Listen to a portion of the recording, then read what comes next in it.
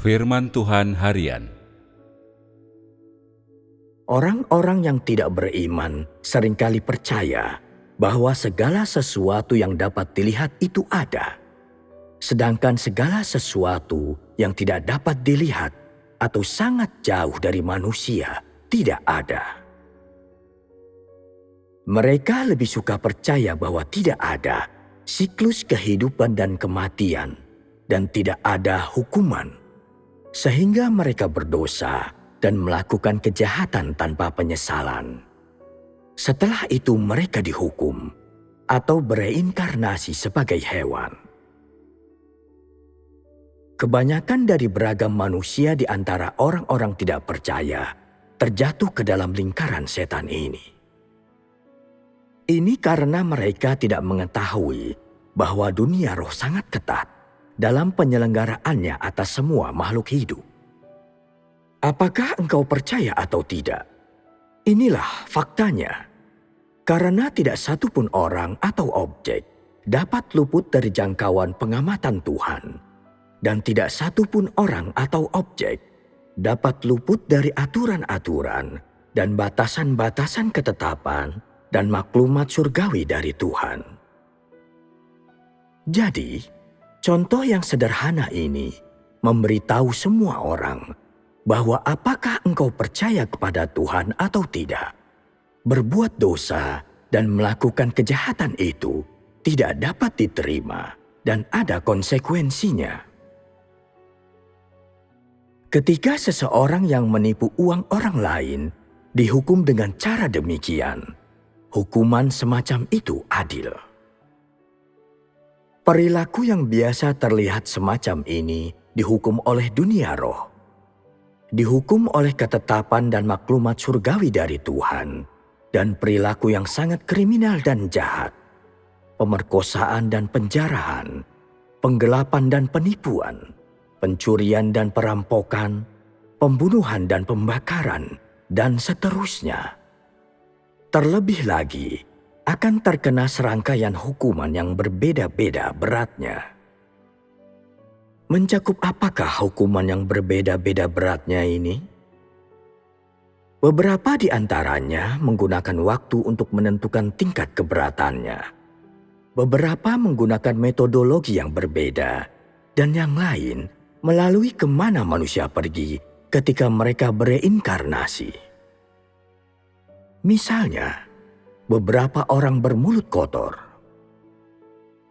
Merujuk pada apakah bermulut kotor itu?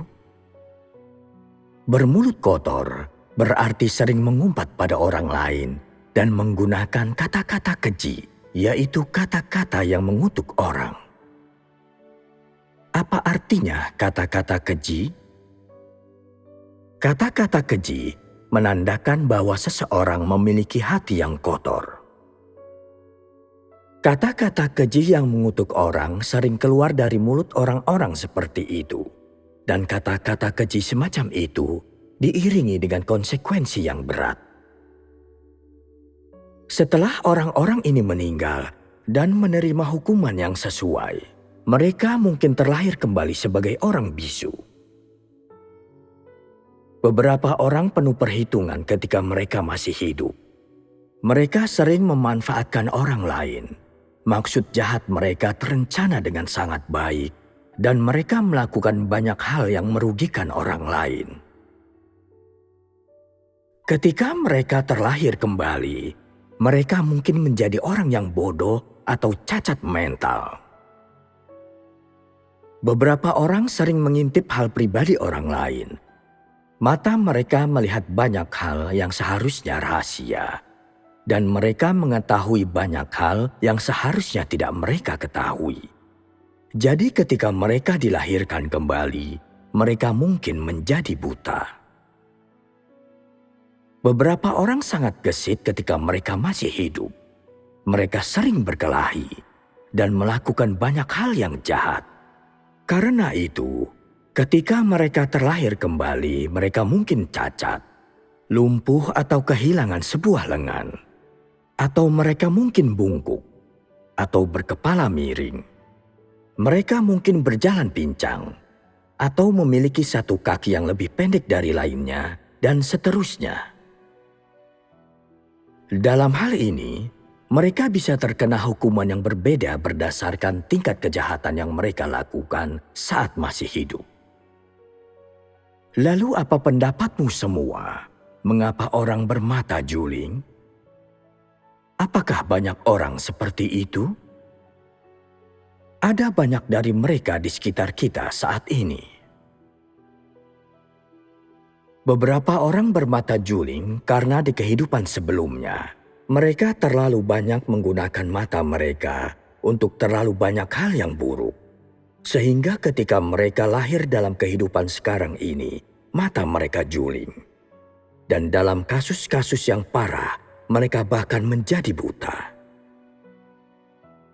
Inilah pembalasan. Beberapa orang bergaul dengan baik dengan orang lain sebelum mereka meninggal. Mereka melakukan banyak hal baik untuk orang yang mereka cintai, teman-teman, rekan sekerja, atau orang-orang yang berhubungan dengan mereka. Mereka memberi sedekah dan perhatian kepada orang lain, atau membantu mereka dalam hal keuangan. Orang lain sangat memandang tinggi mereka. Dan ketika orang-orang seperti itu kembali ke dunia roh, mereka tidak dihukum. Bagi orang tidak percaya, tidak dihukum dengan cara apapun, berarti mereka adalah orang yang sangat baik.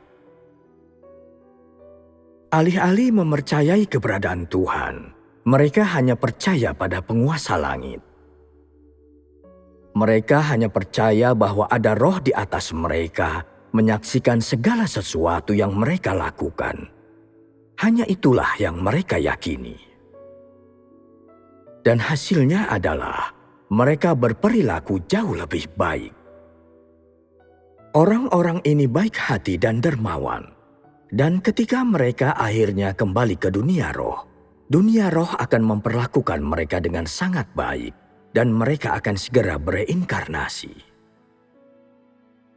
Ketika mereka terlahir kembali, keluarga seperti apakah yang akan mereka datangi? Meskipun keluarga ini tidak kaya, keluarga ini damai.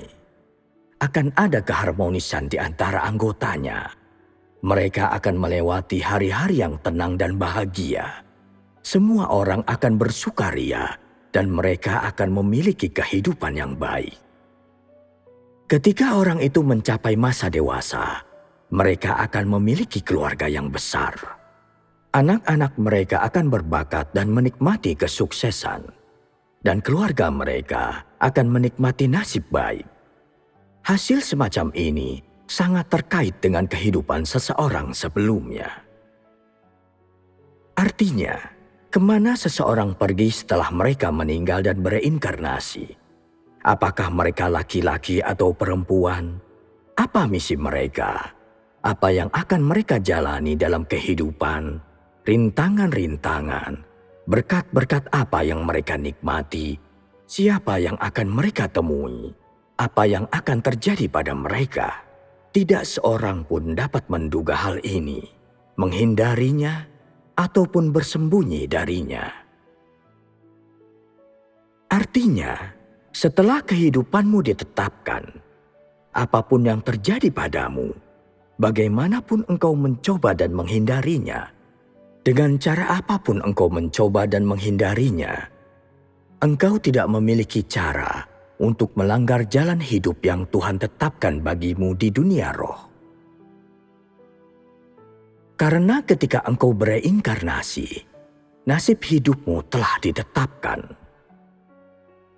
Apakah itu baik atau buruk, semua orang harus menghadapi hal ini dan harus terus maju. Ini adalah persoalan yang tidak dapat dihindari oleh siapapun yang hidup di dunia ini, dan tidak ada persoalan yang lebih nyata.